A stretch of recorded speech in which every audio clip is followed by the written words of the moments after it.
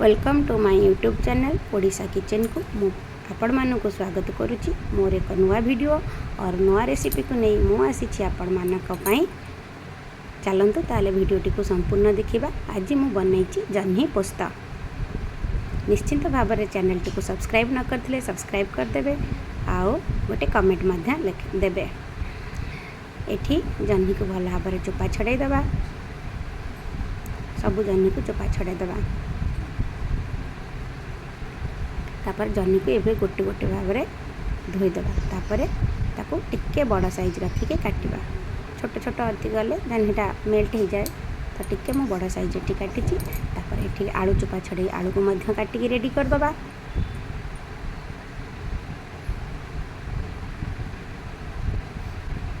एठी पोस्त को मु घंटे आगुर गरम पानी रे बतुरे देइथिली। तादरे काजू अदा गोटे टमाटो दे ताको पेस्ट कर दबा। तापर ये जह्नीर साइज आलूर साइज देखंतु। सेपटे कड़ाई गरम करी तेल दे प्रथमे आलू को भाजी दबा। आलू टिके मीडियम भजा हो गले ताधरे आमे जह्नी दे दबा। जह्नी को दे ताको गोले दबा। एठी जह्नी आलू सहित टिके जह्नी सहित आलू भाजी देले से कह मैंने आलूटा भल भाव में जह्नी सहित सीझी जाइए। मसला देहर आ बेसी सीझेबा को पड़ोनी।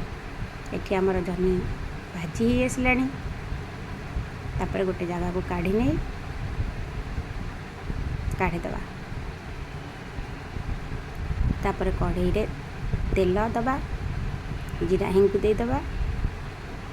तापर बटा मसला को देदबा। बटा मसला जब लगी न जाए से ग्राइंडर कोल को धोई पुणी थे पानी देदबा। स्वाद अनुसार लुण लंका गुंड धनिया गुंड जीरा गुंड गोलमरिच गुंड हलदी दे भल भाव में गोलाई दबा। मसला टिके हेई आसिले ता देहरे आमे मेथी पत्र देदबा। मसला आमर भल से ही आसलानी। तापर आमे भजा परिबा को देदबा जह्नी आ आलू को। बेसी समय ये करबानी ताको मात्र 5 मिनिट पई घोड़े दबा। तापर गरम मसला गुंड दे पुणी 5 मिनिट घोड़े दबा।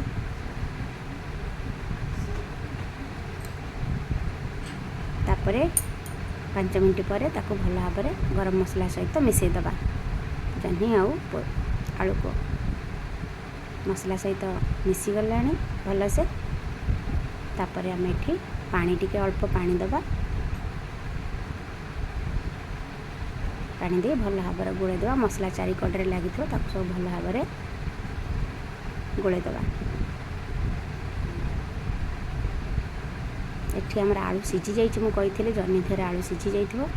खाली फुटला आम 5 मिनिट पर घोड़ा दबा। पुणी देखु जह्नी आलूर कलरटा देखु। कलरटा देखिले जना पड़ो तरकारीटा कि भाव में निश्चित घर थे ट्राए करूँ। मुझे बिना प्याज रसुण तैयारी आपण मैंने चाहिए प्याज रसुण देके तैयारी करें। मोर भिडियोटी भल लगी निश्चिंत लाइक सब्सक्राइब और कमेंट निश्चय देवे।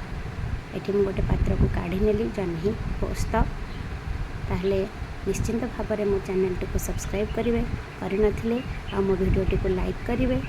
आपण मानक बहुत बहुत धन्यवाद मो वीडियोटी को देखिथिबारो। Thank you so much.